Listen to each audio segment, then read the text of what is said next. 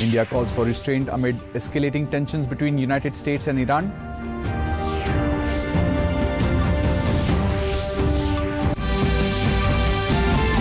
Clause 6 of Assam Accord to be implemented in letter and spirit, says BJP Working President JP Nadda. Protest against CA continues.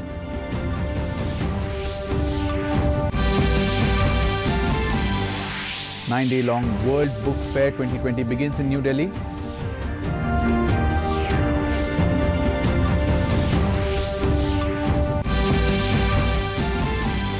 Violent mob attack at NANKANA Sahib Gurdwara in Pakistan. India condemns attack on Gurdwara.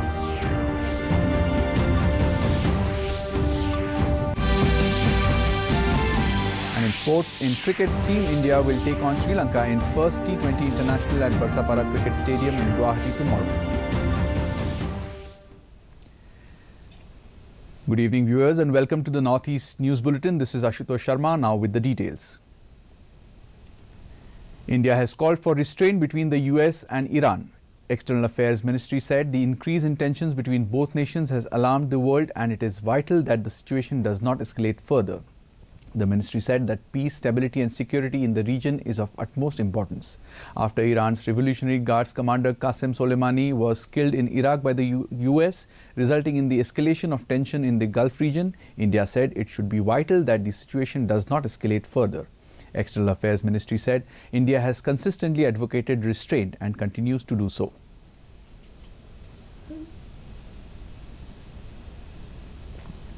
The Clause 6 of Assam Accord would be implemented in letter and spirit even after CAA gets implemented. This was once again asserted by BJP Working President JP Nadda while addressing the massive gathering during the booth-level presidents and elected representatives meet at Khanapara Playground in Guwahati today. Reminding about BJP's commitment to check fresh influx, Nadda said CAA would provide citizenship to those who are persecuted on the basis of religion in the three neighbouring countries and already staying in India. Chief Minister Sarbananda Sonowal in his speech said that his government is committed to protect the people of Assam at any cost. Thanking the party workers for being loyal to BJP even though certain sections of people are protesting against the amended act, he expressed his confidence that his party would get mandate to stay in power again in 2021. At the event, State Finance Minister and NEDA convener Himanta Biswa Sharma, BJP National General Secretary Ram Madhav, State President Ranjit Das and host of party MLAs and MPs were also present.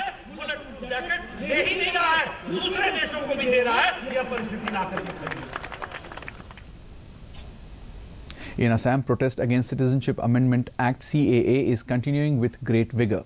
Protesting against the CAA, a human chain was organised in Shivsagar and a protest meeting was also organised where a large number of people took part.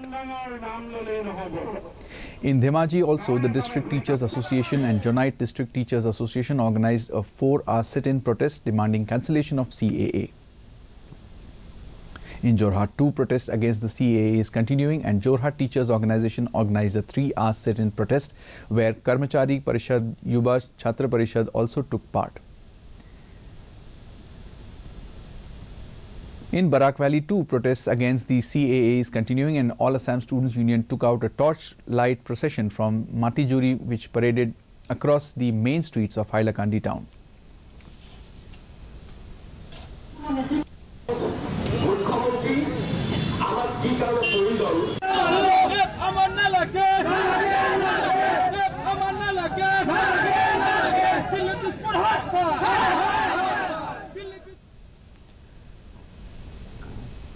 New Delhi World Book Fair 2020 began at Pragati Maidan in New Delhi from today. Inaugurating the 9-day fair, Union Minister for Human Resources Development Ramesh Pokhriyal Nishank said that literature is people's greatest friend. He said New Delhi World Book Fair is Asia's largest book fair in which more than 600 publishers are taking part. The minister also said that as part of Mahatma Gandhi's 150th anniversary celebrations, the theme of this fair is Gandhi, the writer's writer. Eminent Gandhian Professor Girishwar Mishra was the guest of honour at the opening ceremony. The book fair will run until the 12th of January. A day after a mob attack on the Nankana Sahib Gurdwara in Pakistan, Union Minister Hardeep Singh Puri sought to know on Saturday whether those protesting across the country against the Citizenship Amendment Act needed more evidence of oppression of minorities in the neighbouring country. Taking to Twitter, the Union Housing and Urban Affairs Minister said the violent mob that besieged the NANKANA Sahib Gurdwara on Friday had threatened to change the name of the holy place to Ghulam-e-Mustafa. Gurdwara Nankana Sahib, also known as Gurdwara Janamasthan, is the site near Lahore in Pakistan where the first Guru of Sikhs, Guru Nanak, was born. A violent mob had attacked the Gurdwara and pelted it with stones on Friday. The violent mob that besieged Nankana Sahib Gurdwara was threatened to change the name of our holy place to Ghulam-e-Mustafa.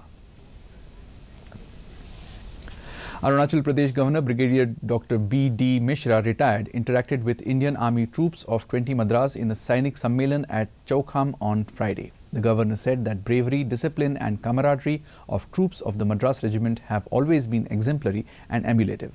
Stating that troops must imbibe the nation-first spirit, the governor said that the gallantry of the Indian soldiers and strong apex political leadership have proved the mettle of the Indian armed forces in international security scenarios.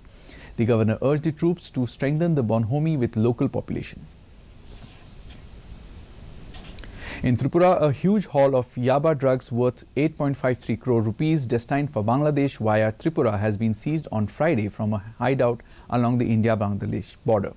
Officials of Border Security Force and Directorate of Revenue Intelligence, accompanied by the paramilitary troopers, seized around 1,68,500 Yaba tablets in 2 cartons from a house at a border village, Matinagar, Rayamura under Sipahijala district. Deputy Inspector General of BSF C.L. Belwa said that the drugs consignment was about to be ferried across the border, and just before that the BSF and the DRA officials seized the trucks. Besides the above operational achievements, BSF troops deployed on Indo-Bangladesh border in Tripura also succeeded in seizing contraband items having a combined market value of 14,69,828 rupees.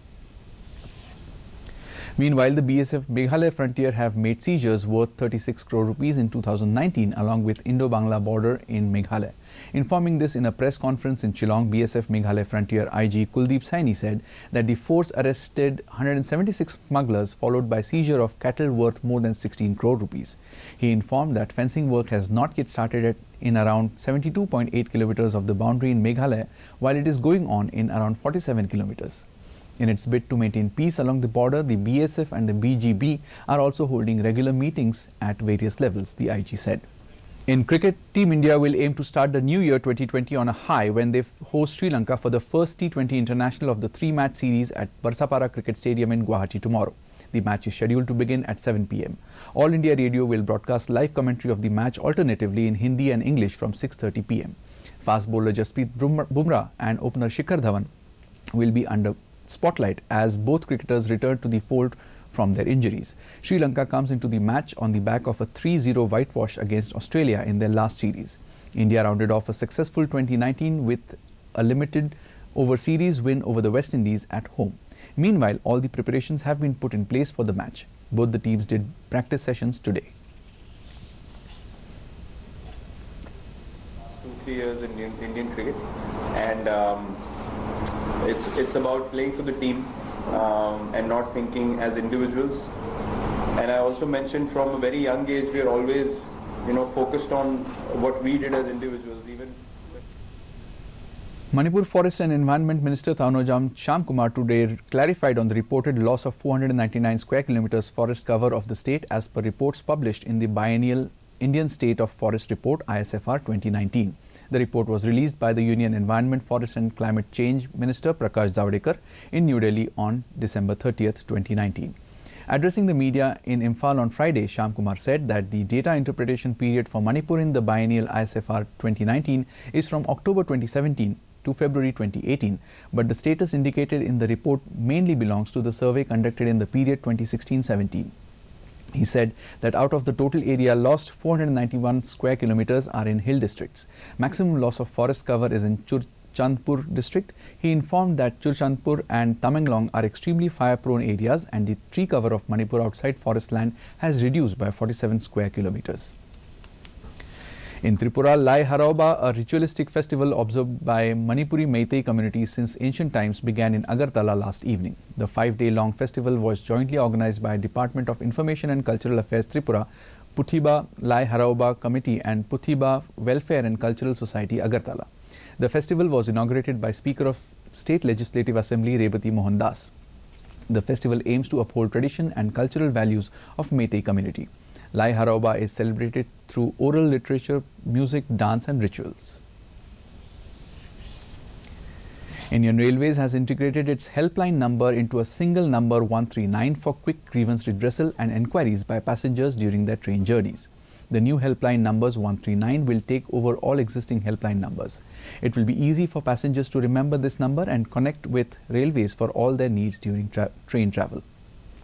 The helpline 139 will be available in 12 languages. It will be based on an interactive voice response system. Before we wind up the bulletin, a recap of the headlines. India calls for restraint amid escalating tensions between United States and Iran.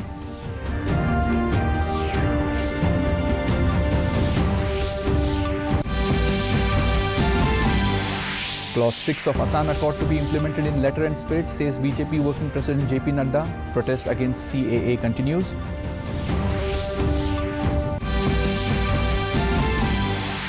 Nine-day-long World Book Fair 2020 begins in New Delhi.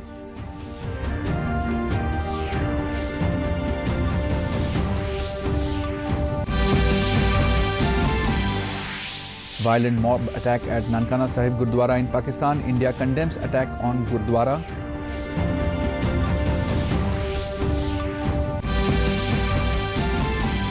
And in sports, in cricket, Team India will take on Sri Lanka in first T20 International at Barsapara Cricket Stadium in Guwahati tomorrow. That brings us to the end of this evening's bulletin. Thank you for tuning in. Namaskar.